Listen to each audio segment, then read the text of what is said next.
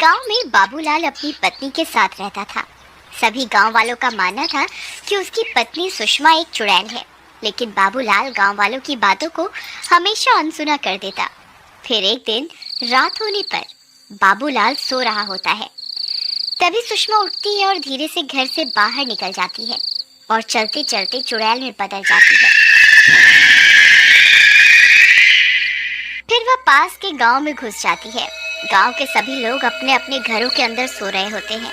वहीं एक औरत घर के बाहर सो रही होती है। वह चुड़ैल उसके पास जाती है और उसकी गर्दन पकड़कर उसे हवा में उठा लेती है। अरे मर गई रे, ये कब्बक चुड़ैल कहाँ से आ गई? अरे गांव वालों मेरी मदद करो, अरे कोई है, कोई तो मेरी मदद करो। फिर वह चुड़ैल अपना मुंह खोलकर उसकी जान उसके शरीर से खींच लेती है। तभी उस औरत का सिर उसके धड़ से गायब हो जाता है और देखते ही देखते चुड़ैल के 2 सिर हो जाते हैं।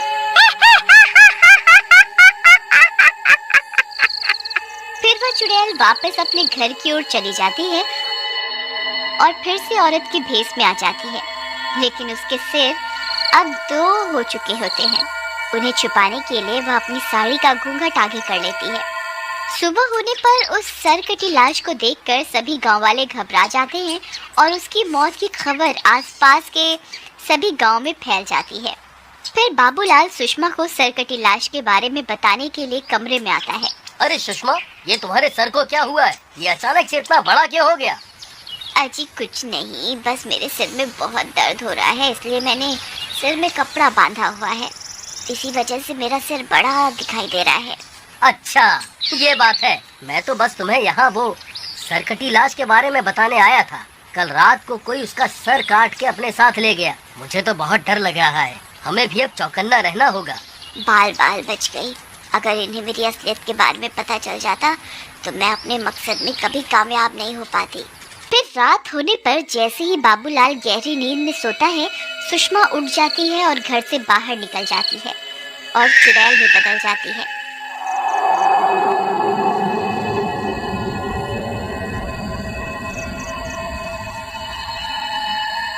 वह अपने शिकार की तलाश करने लगती है। तभी सामने से उसे एक औरत आती हुई दिखाई देती है। वह चुड़ैल एकदम से उसके सामने पहुंच जाती है। अरे इसके 2 सिर हैं। हे भगवान, ये चुड़ैल यहाँ कहाँ से आ गई?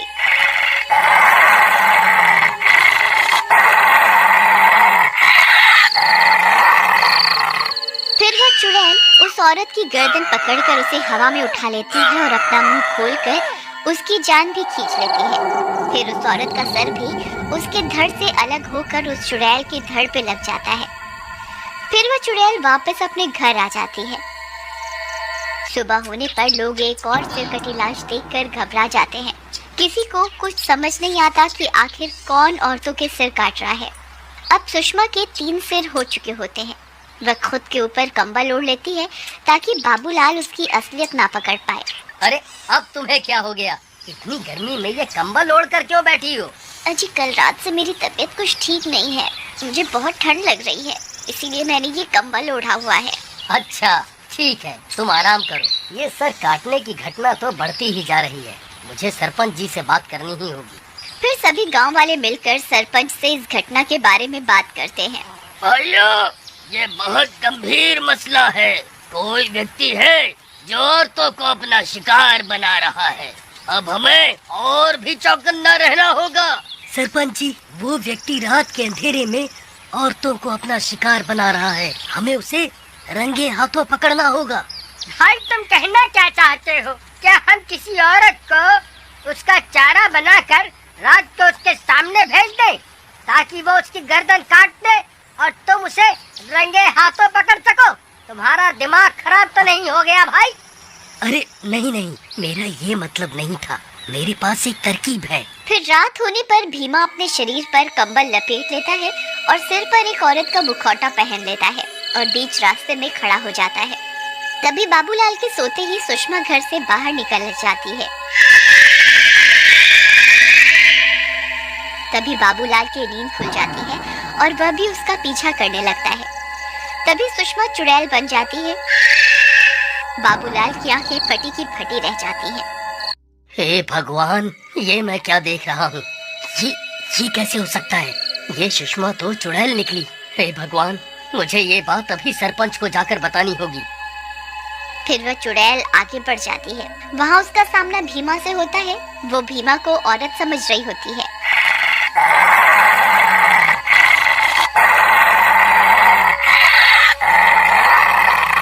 अरे मर गए रे! ये क्या? ये तो चुड़ैल है और इसके तो 3-3 सर हैं। कहीं ये चुड़ैल ही तो औरतों के सर नहीं काट रही? हे भगवान, मुझे तो लगा था कोई आदमी होगा जिसे मैं रंगे हाथों पकड़ लूंगा, लेकिन ये तो चुड़ैल निकली। अरे मर गए रे! अब क्या करूं? तभी वह चुड़ैल उसके पास पहुंच जाती है और उसकी गर्दन पकड़कर उसे भी हवा में उठा लेती है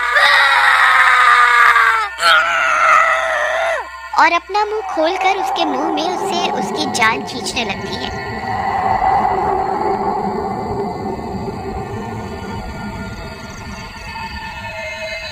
लेकिन मुखौटा होने की वजह से वो नाकाम हो जाती है। अरे ये क्या? मैं इसकी जान क्यों नहीं निकाल पा रही? लगता है मुझे अपने खंजर से इसका सिर इसके धड़ से अलग करना होगा। अरे मर गए रे! ये चुड़ैल तो सर को धड़ से अलग करने की बात कर रही है। कहीं चाकू थोड़ा सा नीचे लग गया तो सच में मेरी गर्दन धड़ से अलग हो जाएगी। अब क्या करूं? तभी वह चुड़ैल अपने खंजर से उसके सिर पर वार कर देती है और उसका सिर धड़ से अलग कर देती है। भीमा धड़ के अंदर छुपा रहता है। फिर वो उस सिर को उठाकर अपने सिर से जोड़ने की कोशिश करने लगती है, लेकिन वो सिर नकली होने की वजह से उस चुड़ैल के धड़ से नहीं लगता। वो बार बार सर को अपने धड़ से लगाने की कोशिश करती है, लेकिन वो सर बार बार जमीन पर गिर जाता है। तभी बाबूलाल कुछ गांव वालों को लेकर वहां पहुंच जाता है। देखो गांव वालों, ये वही चुड़ैल है जो सबके सर काट रही है। मैंने अपनी आंखों से देखा है। इसने सुषमा के शरीर पर अपना कब्जा किया हुआ है। तभी भीमा भी कंबल से बाहर निकल आता है। चुड़ैल उसे देखकर चौंक जाती है।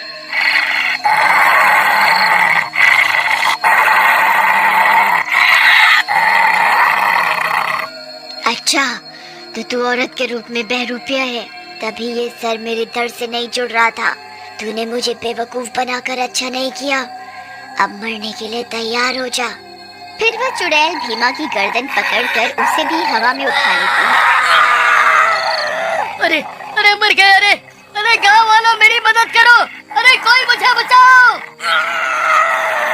भाइयों, हमें भीमा की मदद करनी होगी, नहीं तो वो उसकी जान ले लेगी। लेकिन भाई, हम उसकी मदद कैसे करें? वो 3 सर वाली चुड़ैल हमें कच्चा ही खा जाएगी। मुझे ही कुछ करना होगा। अरे नास बेटो, वहाँ खड़े खड़े क्या देख रहे हो? मेरी मदद क्यों नहीं करते? अरे कोई तो मेरी मदद करो! अरे मर गया रे! बचाओ!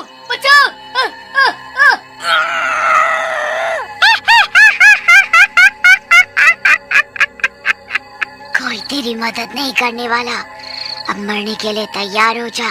तभी बाबूलाल हाथ में खंजर लेकर वहां पहुंच जाता है और खंजर से उस चुड़ैल के एक सिर को उसके धड़ से अलग कर देता है।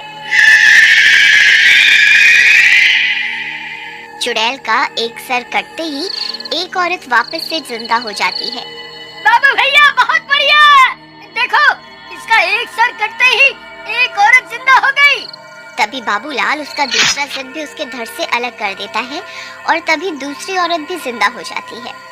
हे भगवान, अब इसका एक ही सर बचा है। क्या पता इसे काटने से मेरी सुषमा वापस आ जाए। फिर इतना सोचकर बाबूलाल उसके बचे हुए आखिरी सर पर भी खंजर से हमला कर देता है और उसके सारे सर कटते ही वो चुड़ैल वापस सुषमा में बदल जाती है। अब सुषमा हमेशा हमेशा के लिए उस चुड़ैल के चंगुल से आजाद हो जाती है। अरे वाह बाबू भाई, तुम तो बहुत हिम्मत वाले निकले। अकेले ही इस चुड़ैल का सामना करने आ गए। सुषमा, तुम ठीक तो हो ना? तुम्हें कहीं कोई चोट तो नहीं लगी ना? अजी, मैं तो ठीक हूँ, लेकिन हम इतनी रात गए यहाँ क्या कर रहे हैं? ये सब गांव वाले मुझे इस तरह क्यों देख रहे हैं? सब ठीक तो है ना? कहीं मैंने कुछ गड़बड़ तो नहीं की ना? भाभी, अभी अभी आप मेरा सर मेरे धड़ से अलग करने पर उतारू थी, लेकिन अब सब ठीक है। फिर बाबूलाल और सुषमा हंसी खुशी साथ साथ रहने लगते हैं और पूरे गांव को उस 3 सर वाली चुड़ैल से आजादी मिल जाती है।